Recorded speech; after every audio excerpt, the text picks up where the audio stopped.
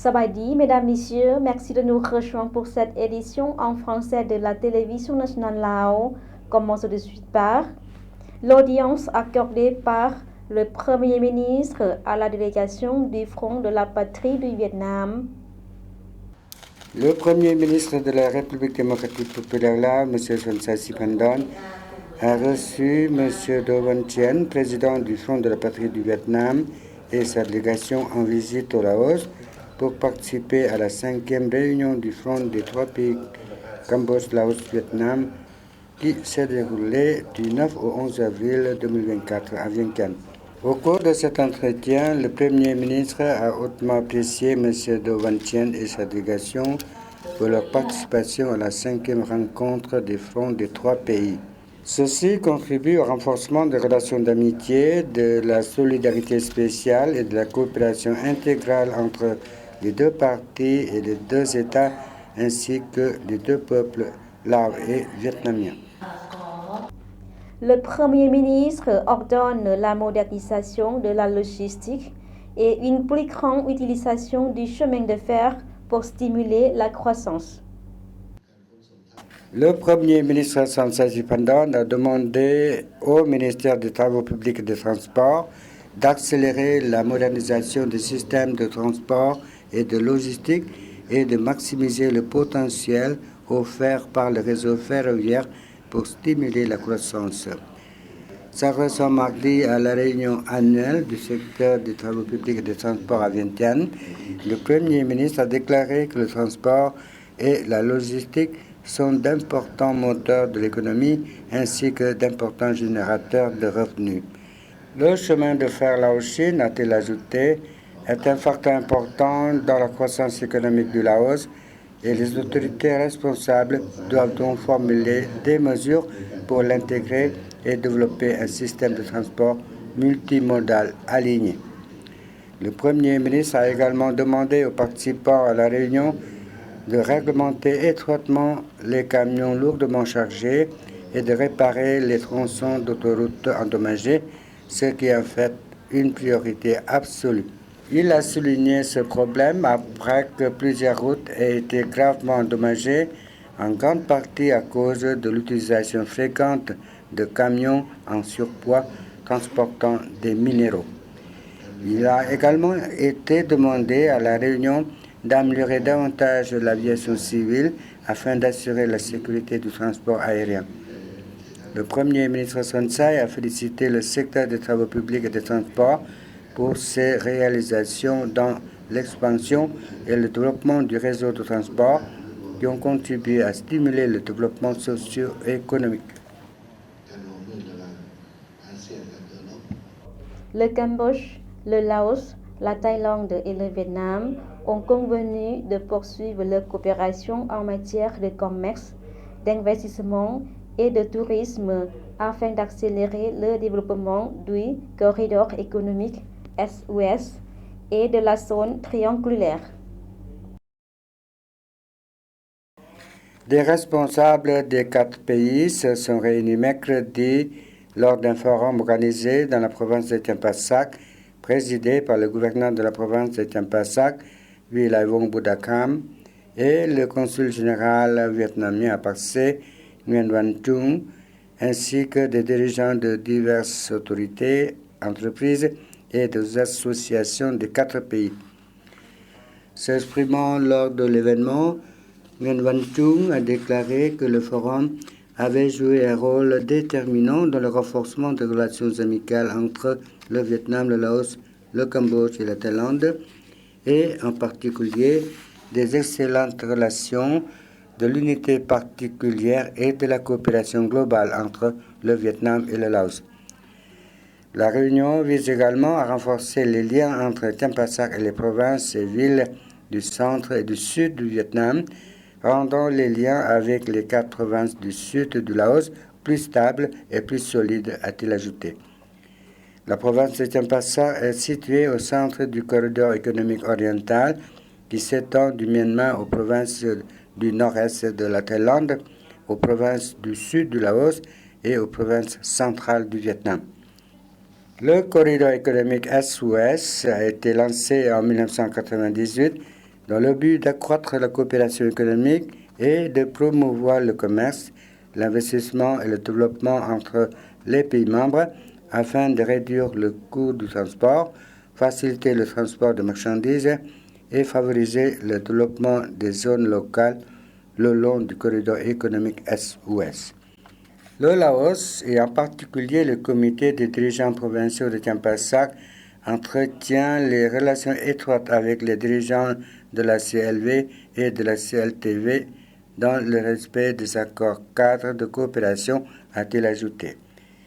Au cours du forum, des représentants des provinces et des villes du Cambodge, du Laos, du Vietnam et de la Thaïlande ont présenté leurs potentiels respectifs, leurs atouts, leurs opportunités d'investissement et leurs politiques préférentielles considérées comme propices à l'investissement.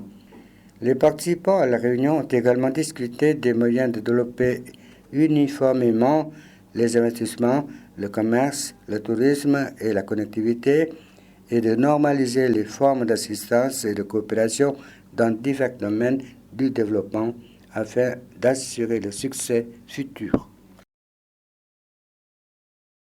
Une fois destinée à promouvoir le commerce, l'investissement et le tourisme au Vietnam, au Laos, au Cambodge et en Thaïlande, s'est ouverte le 10 avril dans la province de Champasak.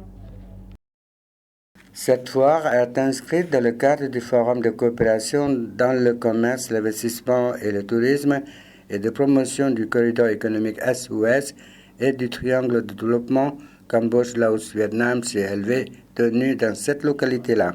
Lors de la cérémonie d'ouverture, le gouverneur de la province Lao de Champasak, Vilayvong Budakam, a déclaré que l'événement se concentrait non seulement sur la promotion des produits et la stimulation de la croissance du Laos, mais constituait également une opportunité pour les producteurs, les commerçants et les entreprises de se rencontrer et d'échanger des informations et des expériences.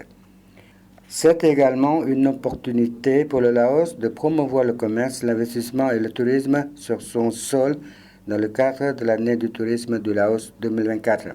La foire présente 60 stands de 90 établissements commerciaux et entreprises des 4 pays qui présentent divers produits, des destinations touristiques, des atouts et potentiels de chaque pays. 45 exposants vietnamiens y participent, présentant des produits comme le café, le thé, les légumes, la nourriture, les boissons et l'artisanat. Le 9 avril, M. Prosai Kaikampitoun, vice-ministre des Affaires étrangères et sa délégation se sont rendus dans le district de Lakrongping, province de Salavan, pour constater sur place la construction d'infrastructures.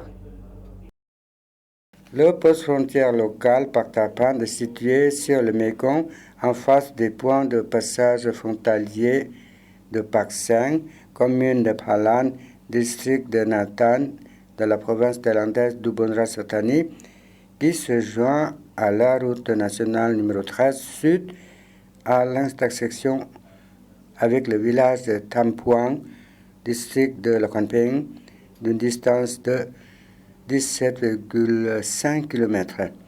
Grâce à l'enquête et la collecte d'informations, il est considéré comme un point stratégique qui réunit les conditions nécessaires pour faciliter les services de transport international de marchandises, les voyages entrant et sortant de personnes et de touristes, contribuant ainsi à l'établissement de bonnes relations d'amitié avec les pays voisins. Le 9 avril 2024, le président de l'Organisation d'audit de l'État a accueilli le nouvel ambassadeur de la République de Turquie à l'occasion de sa nomination au Laos. M. Viantavisan Thepachan, président de l'Organisation d'audit de l'État, a félicité M. Orhan Isik pour sa nomination au Laos. Dans le passé, l'ambassade de la République de Turquie au Laos a considéré les activités diplomatiques actives comme une contribution importante au renforcement des relations diplomatiques et de la coopération dans divers domaines entre les deux gouvernements. Et il a également espéré que M. Orhan Isik continuera à encourager et à aider l'organisation d'audit de l'État.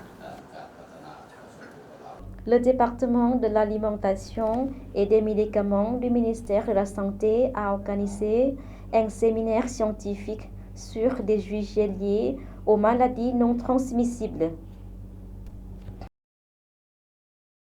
Les maladies non transmissibles sont très fréquentes parce qu'elles sont invisibles et que la société ne sait pas exactement le risque encouru. Il est donc très important de réagir à cette maladie ainsi qu'à d'autres maladies. Selon les statistiques de l'Organisation mondiale de la santé, plus de 41 millions de personnes meurent chaque année de maladies non transmissibles, ce qui représente 74% du taux de mortalité mondiale. Au cours de ce séminaire, M. Bunsu Kerladwong, chef du département de l'alimentation et des aliments, a déclaré que le risque de maladies non transmissibles est causé par de nombreux facteurs tels que les exercices physiques irréguliers, les comportements de consommation tels que la consommation de boissons alcoolisées ou la consommation de substances trop sucrées. Afin de contribuer à faire comprendre l'importance de cela, ce séminaire scientifique a permis aux médecins et au personnel médical Lao de partager des expériences et des connaissances en matière de traitement et de prévention du risque de maladies non transmissibles et le lancement d'un programme de promotion de la santé pour 1 million de Lao piloté par des médecins et le personnel médical. Le propriétaire du parc aquatique Inpeng, situé dans le village de Dongposi, arrondissement de Hat Sai-Phong, préparait de nombreuses activités pour accueillir les touristes locaux et étrangers pendant les célébrations du Pi Mai Lao. Le parc aquatique Inpeng est l'une des attractions touristiques sous forme de restaurant dans l'arrondissement de Hat Sai-Phong qui a préparé de nombreuses activités, notamment la section à jouer de l'eau divisée en plusieurs points, comme des points pour les enfants et les adultes d'âge moyen, en plus de la préparation d'activités de fête mousse. Madame Suratian Panivong, vice-présidente du groupe du parc aquatique Inpeng, a déclaré que, en plus de l'aménagement de l'aire de jeu aquatique, le parc aquatique prépare également des cabanes pour séjourner avec une vue naturelle au bord du Mekong et des services de restauration. Voilà, c'est la fin de cette édition. Toute l'équipe vous remercie pour votre fidélité. Pour voir ou revoir nos reportages, rendez-vous sur la page internet du journal français de la télévision nationale Lao. Au revoir.